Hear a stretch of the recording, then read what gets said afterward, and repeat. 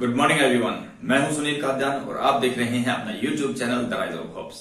आज हम डिस्कस करने वाले हैं मटेरियल साइंस को, मटेरियल्स इंजीनियरिंग को, इंजीनियरिंग मटेरियल्स को, मटेरियल्स एंड मेटलर्जी को। मतलब ये एक ही सब्जेक्ट है जिसके अलग अलग नाम लिए जाते हैं अलग अलग यूनिवर्सिटी के अंदर।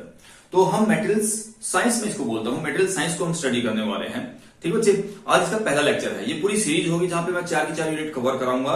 बहुत अच्छे से कराएंगे, बेसिक से कराएंगे, जीरो से कराएंगे भाई। ठीक है, तो सबसे पहले मटेरियल साइंस। मटेरियल्स क्या होता है यार?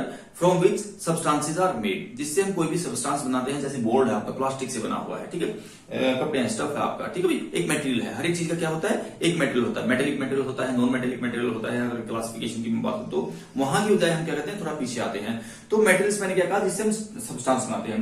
जो मटेरियल्स होता है ना यार, वो भी क्या होता है? छोटे छोटे पार्टिकल्स का बना होता है। ठीक है, जिसको हम क्या बोलते हैं? एटम बोलते हैं। जिसको हम क्या बोलते हैं? एटम बोलते हैं। Atom is the smallest unit of matter या मटेरियल आप कह सकते हो। मैटर के लिए मैंने क्या कहा? एटम के लिए मैंने क्या कहा? It's atom. थोड़ा थोड़ा लिखते रहेंगे भाई साथ में। एटम क्या है? एटम क्या है? स्मॉलेस्ट यूनिट ऑफ मैटर,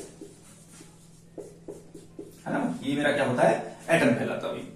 ठीक है, अगर मैं कहूं एटम, अब एटम जो होता है ना, वो भी अलग अलग पार्ट से मिलकर बना होता है। उसका भी क्या होता है? एक स्ट्रक्चर होता है। एटम का क्या है? जिसको हम एटॉमिक स्ट्रक्चर बोलता है। Atomic structure. अब जो एटम बना होता है वो किससे होता है? इलेक्ट्रॉन,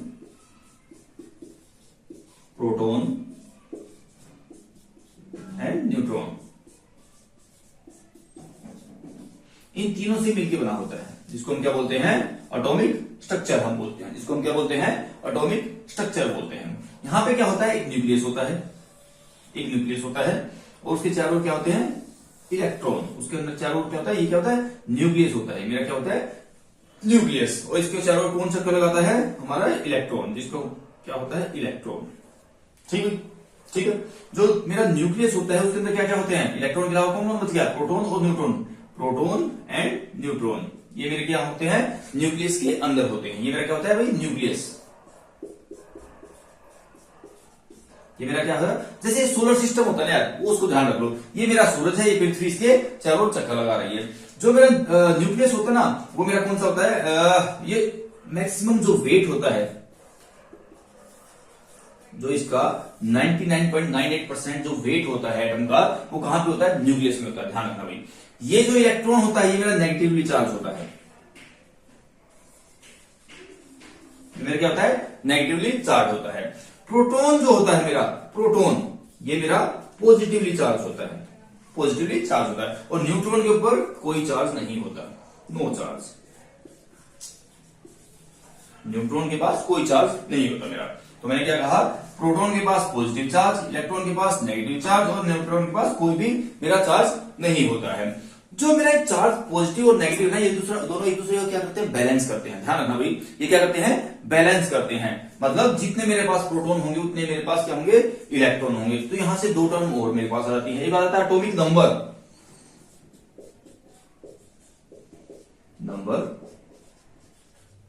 एंड दूसरा क्या है? Atomic weight.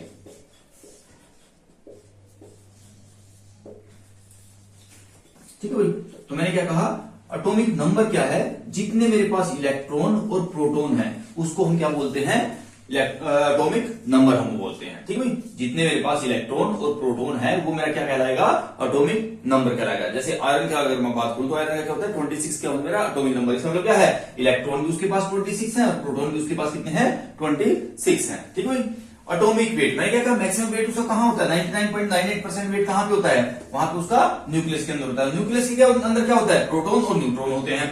तो जो मेरा वेट होगा प्रोटॉन और न्यूट्रॉन का, वो अप्रोक्सीमेट मेरा वेट होगा एटम का। ठीक है, तो हम उसको क्या बोलते हैं? एटॉमिक वेट बोलते हैं। तो sum of the proton and weight of proton and weight of neutron is approximately equal to the atomic weight of the atom. ठीक है, तो ये मेरे पास क्या होगी? जनरल बेसिक नॉलेज होगी। अब यहां पे एक और चीज आती है, क्वांटम नंबर। भाई अब देखो यार, ये कहो आपने कहा ना सोलर सिस्टम, मैंने कहा ये सन है और ये क्या है? अर्थ है। अब मैं इसको एक और रूप दे देता हूं यार। ये मेरा ग्राउंड फ्लोर है, ये मेरा फर्स्ट फ्लोर है, ये मेरा सेकंड फ्लोर हो जाएगा।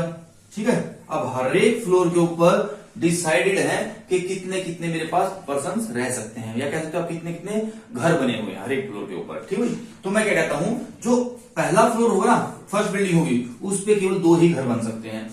तो फिर अगले वाले पे 8 बन सकते हैं, 1 2 3 4 5 6 7 और 8, 2 8। ठीक है, ऐसे ऐसे क्या है, फ्लोर वाइज डिसाइड किया गया है कि किस फ्लोर पे कितने आपके घर बन सकते हैं। ठीक है, कितने आपके फ्लैट होंगे उसके ऊपर। ठीक है, तो ये चीज क्या कहलाती है, कहां से डिसाइड होता है यार, ये बताता है क्वांटम नंबर। ये कौन बताता है, क्वांटम नंबर। क्वांटम नंबर क्या है, the number of electrons in each shell rise with the shell position. ये क्या है, सेल्स हैं। ये क्या है, घर बोल दो इसको, सेल्स बोल दो इसको, फ्लोर बोल दो। ठीक है, हर एक सेल के अंदर क्या है, हर एक सेल के अंदर कितने कितने मेरे पास क्या बनेंगे, ये एक सेल है, ये दूसरा सेल है, फिर तीसरा सेल होगा, चौथा सेल होगा, इस तरह क्या है, सेल्स बने हुए हैं, और सेल्स के ऊपर क्या है, मेरे फ्लैट बने हुए हैं। ठीक है, तो हमने कहा किस आपके फ्लोर पे कितने फ्लैट होंगे, मतलब कौन सी सेल पे हमारे पास कितने इलेक्ट्रॉन्स हो सकते हैं, वो डिसाइड कौन बताता है, एटॉमिक क्वांटम नंबर हमें बताता है। कौन बताता है, क्वांटम नंबर हमें बताता है।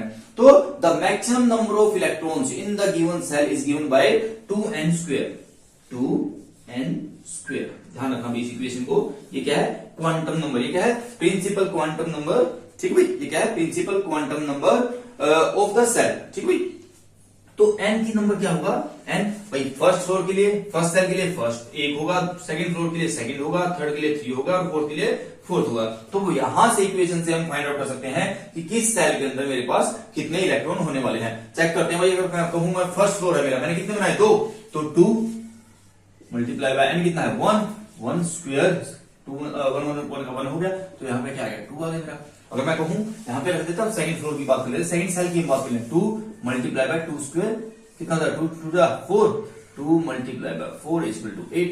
ठीक है, सेकंड के लिए हम फाइंड आउट कर सकते हैं। थर्ड के लिए अगर मैं करना चाहूं तो क्या होगा, 2 मल्टीप्लाई बाय 3 स्क्वायर, 3 जा 9, 9 2 जा 18, कितना हो गया 18। मतलब जो थर्ड सेल होगा उसके अंदर इलेक्ट्रॉन्स कितने आ सकते हैं, 18 आ सकते हैं। फर्स्ट में 2 आ सकते हैं, सेकंड में 8 आ सकते हैं, थर्ड में आपके 18 आ सकते हैं। तो क्वांटम नंबर ने क्या बताया कि जो आपके सेल्स होंगे, जो सेल्स होंगे, हर एक सेल के अंदर आपके कितने इलेक्ट्रॉन्स पॉसिबल हैं। ठीक है, तो ये छोटी सी कहानी है किसकी, मेटेरियल साइंस में एटम की। एटम क्या होता है, फॉर विच क्या होता है, स्मॉलेस्ट यूनिट ऑफ मैटर, है ना भाई।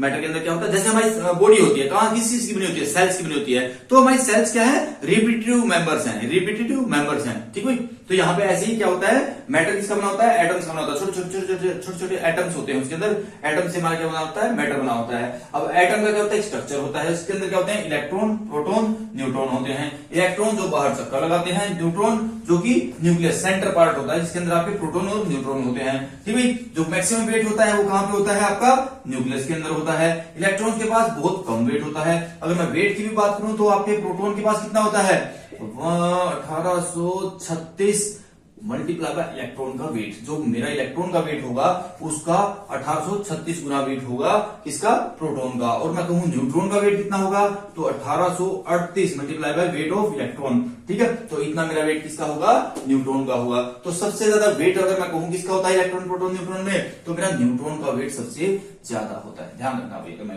स्पेसिफिक वेट की मैं बात करूं। ठीक है, और न्यूक्लियस में आपका वेट कितना होता है, 99.98% आपका जो एटम का वेट होता है वो कहां पे होता है, न्यूक्लियस के अंदर होता है। तो ये बेसिक नॉलेज है जो आपको आनी चाहिए, पता होना चाहिए। मेटेरियल साइंस एक बहुत इंटरेस्टिंग सब्जेक्ट है, बहुत बढ़िया सब्जेक्ट है, अगर ध्यान से एक चीज को करोगे तो भी।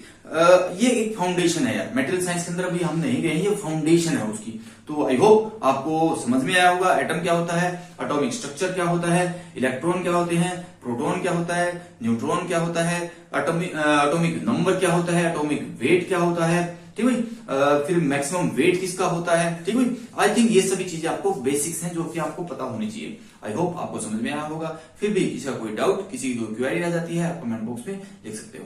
Okay students, bye bye, take care and God bless you. अच्छे से पढ़ते रहिए, stay connected, like share and subscribe.